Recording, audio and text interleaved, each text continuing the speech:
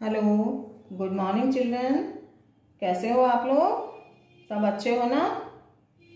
Good. बच्चों, आज हम रिवीजन करेंगे पंचमें पाठ है, 5वें पाठ का पंडिता रमाबाई। ठीक है, पंचमें पाठ है पंडिता रमाबाई। स्त्री शिक्षा क्षेत्रे अग्रगण्या, स्त्री शिक्षा के क्षेत्र में अग्रणी पंडिता रमाबाई 1858 तमे ख्रीष्टाब्दे जन्म एलभत। स्त्री शिक्षा के क्षेत्र में अग्रणी पंडिता रमाबाई ने 1858 ईस्वी में जन्म लिया या 1858 ईस्वी में उनका जन्म हुआ। तस्याः पिता अनंत शास्त्री डोंगरे, माता च लक्ष्मीबाई आस्ताम। तस्या यानी उनके पिता अनंत शास्त्री डोंगरे और माता लक्ष्मीबाई थी।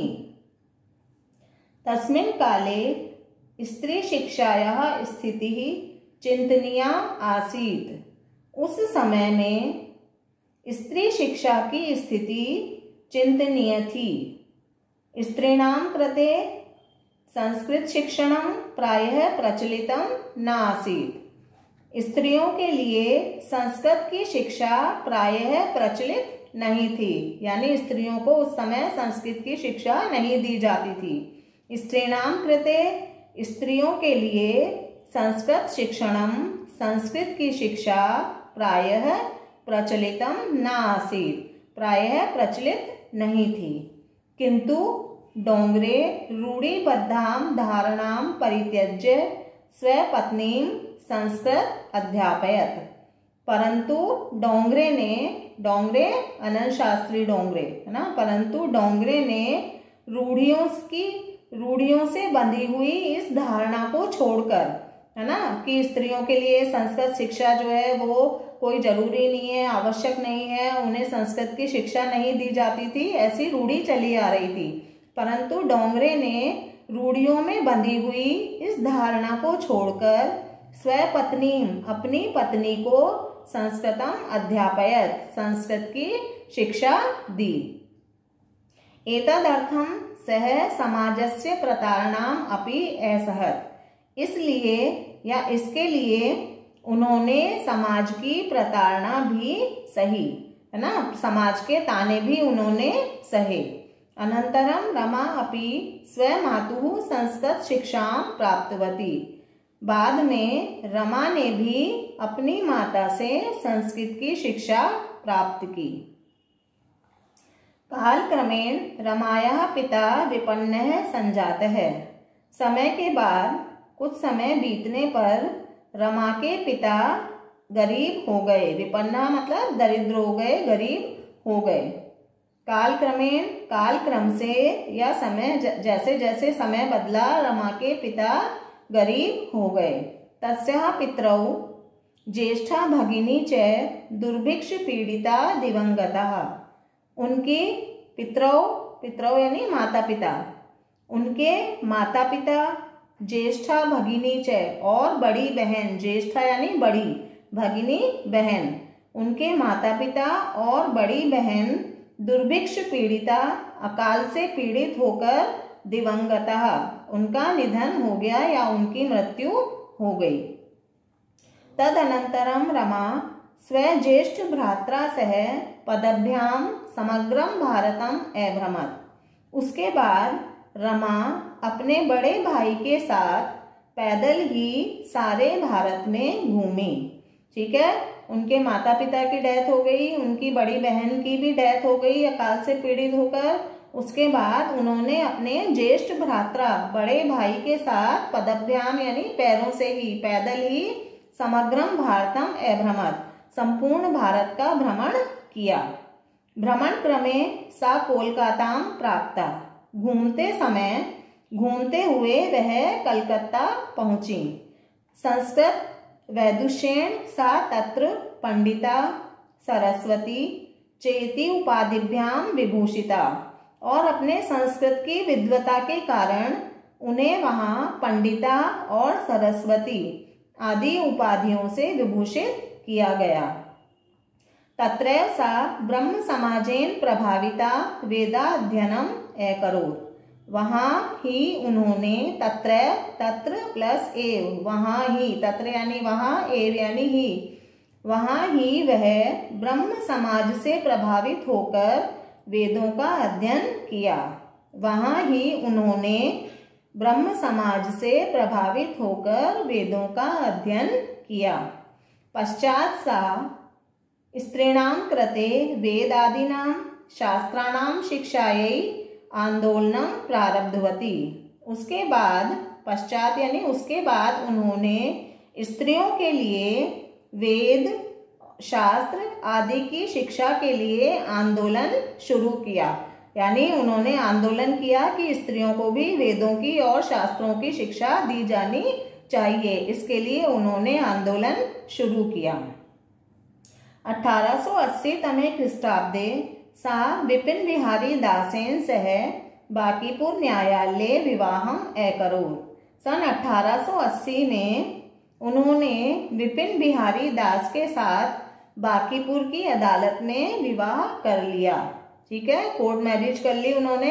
कहाँ पर? बांकीपुर के न्यायालय में। न्यायालय यानी अदालत, कोर्ट। सार्धेक वर्षात अनंतरम तस्या पति दिवंगतः। सार्ध यानी आधा, एक यानी एक, तो कितना हो गया? आधा और एक, डेढ़ वर्ष के बाद तस्या पति दिवंगतः, उनके पति की भी मृत्यु हो गई। समझ में आ रहा है इतना? ये बाकी का चैप्टर बेटा कल करेंगे, है ना, क्योंकि ये बड़ा है, समझ में नहीं आएगा। इतना ही आज वापस देख लेते हैं। ठीक है, इसको कल कंप्लीट करेंगे। वापस से एक बार देख लीजिए। स्त्री शिक्षा क्षेत्रे अग्रगण्या पंडिता रमाबाई 1858 तमे ख्रीष्टाब्दे जन्म अलभत।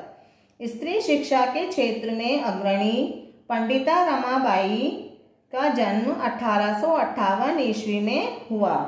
तस्याः पिता अनंत शास्त्री डोंगरे, माता च लक्ष्मीबाई आस्ताम। उनके पिता अनंत शास्त्री डोंगरे और माता लक्ष्मीबाई थीं।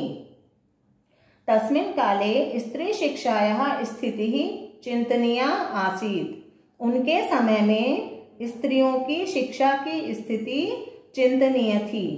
स्त्रीणां कृते संस्कृत शिक्षणं प्रायः प्रचलितं न आसीत्। स्त्रियों के लिए संस्कृत की शिक्षा प्रायः प्रचलित नहीं थी, या स्त्रियों को उस समय संस्कृत की शिक्षा नहीं दी जाती थी। किंतु डोंगरे रूढ़िबद्धां धारणां परित्यज्य स्वपत्नीं संस्कृतम अध्यापयत। परंतु डोंगरे ने रूढ़ियों से बंधी हुई इस धारणा को, इस परंपरा को छोड़कर अपनी पत्नी को संस्कृत का अध्ययन कराया या संस्कृत की शिक्षा दी। एतदर्थम, इसलिए सह समाजस्य प्रतारणाम अपि असहत। इसके लिए उन्हें समाज के ताने भी सहने पड़े।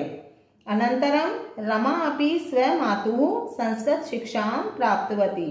इसके बाद रमा ने भी स्वमातुः अपनी माता से संस्कृत शिक्षा प्राप्तवती, संस्कृत की शिक्षा प्राप्त की। कालक्रमेण रमायाः पिता विपन्नः संजातः। कालक्रम से रमा के पिता गरीब हो गए। तस्याः पितरौ ज्येष्ठा भगिनी च दुर्भिक्ष पीड़िता दिवंगतः। उनके माता पिता और ज्येष्ठा भगिनी, बड़ी बहन, दुर्भिक्षा पीड़िता, अकाल पीड़ित होकर मृत्यु हो गई उनकी, या मृत्यु को प्राप्त हो गए। तदनंतरम रमा स्वज्येष्ठ भ्रात्रा सह पदभ्यां समग्रम भारतम अभ्रमत। उसके बाद रमा ने अपने बड़े भाई के साथ पैदल ही संपूर्ण भारत का भ्रमण किया। भ्रमण क्रमे सा कोलकाता प्राप्ता। घूमते समय वह कलकत्ता पहुंची। संस्कृत वैदुष्येण सा तत्र पंडिता सरस्वती च इति उपाधिभ्याम विभूषिता। संस्कृत की विद्वता के कारण उन्हें वहाँ पंडिता, सरस्वती आदि उपाधियों से विभूषित किया गया। तत्रैव सा ब्रह्म समाजेन प्रभाविता वेदाध्ययनम अकरोत्। वहाँ ही उन्होंने ब्रह्म समाज से प्रभावित होकर वेदों का अध्ययन किया। पश्चात सा स्त्रीणां कृते वेद आदीनां शास्त्राणां शिक्षायै आंदोलनम प्रारब्धवती। उसके बाद उन्होंने स्त्रियों के लिए वेद शास्त्र आदि की शिक्षा के लिए आंदोलन प्रारंभ किया, आंदोलन शुरू किया। 1880 तमे ख्रीष्टाब्दे सा विपिन बिहारी दासेन सह बांकीपुर न्यायालये विवाहम अकरोत्। 1880 ईस्वी में उन्होंने विपिन बिहारी दास के साथ बांकीपुर के न्यायालय में या अदालत में विवाह कर लिया। सार्धेक वर्षात 1.5 वर्ष के अनंतरम बाद, सार्ध यानी आधा, एक वर्ष यानी वर्ष, तो आधा और 1.5 वर्ष के बाद तस्या पति दिवंगतः, उनके पति की भी मृत्यु हो गई।